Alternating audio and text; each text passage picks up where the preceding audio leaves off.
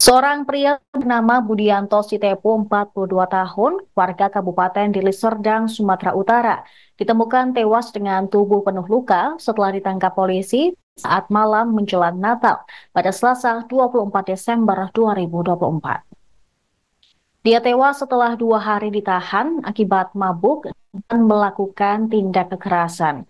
Istri korban, Dumaria Simangunsong, mengatakan bahwa Budianto meninggalkan rumah dalam kondisi sehat pada 24 Desember malam. Ia awalnya berniat menjenguk sang suami yang sudah 2 hari ditahan di Polrestabes Medan. Namun, ia mendapatkan kabar bila Budianto dibawa ke rumah sakit Bayangkara karena sakit. Pertanyaan Dumaria soal keadaan sang suami tidak dijawab oleh petugas rumah sakit Bayangkara yang dia temui. Getirnya lagi saat mencari sang suami, Dumaria berpapasan dengan petugas rumah sakit yang mendorong jenazah. Seperti punya firasat, dia melihat wajah jenazah yang diboyong petugas mirip dengan suaminya. Melihat sang suami tak bernyawa, Dumaria pun histeris dan merasa terpukul. Kondisi sang suami tampak tangannya dan mulutnya diperban. Wajahnya pun penuh bekas lebam, begitu pula pada bagian dada, kaki, dan bahunya.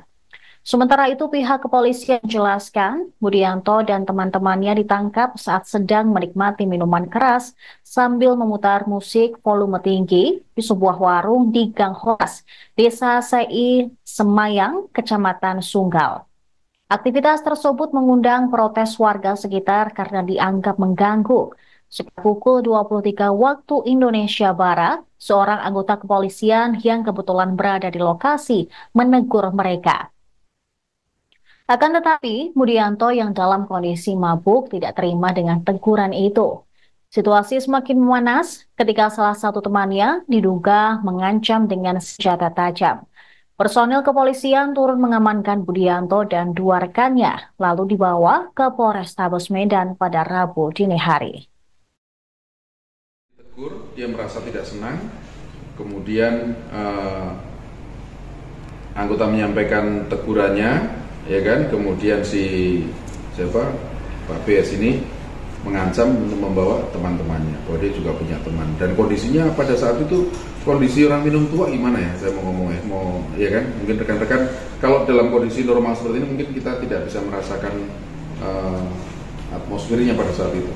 Bentuk penganiayaannya seperti apa yang dilakukan oleh anggota kepolisian? Pada proses penangkapan, nanti saya detailkan lebih lanjut ya dari pemeriksaan kan tidak bisa juga dari keterangan anggota saya saja, ya kan? Saya harus lihat juga nanti CCTV, saya harus lihat keterangan saksi yang lain yang harus komprehensif supaya lebih jernih untuk melihatnya. Laporan polisinya juga terhadap pengancaman karena yang bersangkutan merasa punya massa mungkin, ya kan, mengundang teman-temannya, mengundang kawan-kawannya, merasa punya teman, kemudian beberapa temannya datang dengan membawa senjata tajam tadi. Korban ini punya anggota ormas siapa ya? Saya tidak mendalami itu ya, kita mendalami pada subjek hukumnya, personal ya. Pada saat itu ada 3 orang ya pertama ya, tapi ada beberapa prosesnya begitu cepat, kemudian anggota juga meminta bantuan ke anggota yang lain. Totalnya ada berapa Pak? 6, ada 6 orang yang berada di lokasi.